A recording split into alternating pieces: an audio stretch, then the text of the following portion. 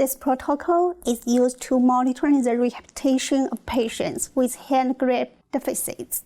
Chronic stroke patients and those with other neurological diseases involving motor deficits may benefit from this technique. Magnetic resonance imaging allows monitoring of the adaptability of the brain, in other words, neuroplasticity, in response to rehabilitation of grip performance.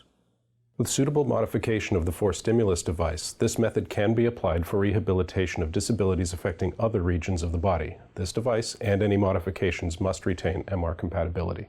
It's important to ensure that the MR CHIROD has been properly connected and its functions verified before bringing a subject into the MR room.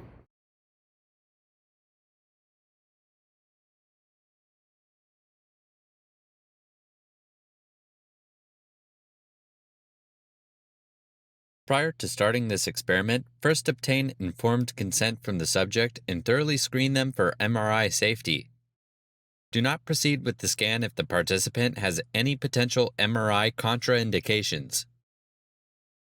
To begin setup, first bring the magnetic resonance compatible hand-induced robotic device into the MRI room and place it near the penetration panel. Then, insert the 3/8-inch pneumatic tube into the pass-through tube in the panel into the adjacent MRI support room.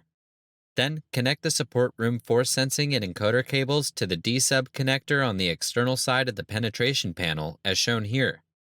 Connect the 3/8-inch pneumatic tube fitting emerging from the penetration panel to the outlet of the interface power unit pressure regulator outlet. Then, connect the 4mm pneumatic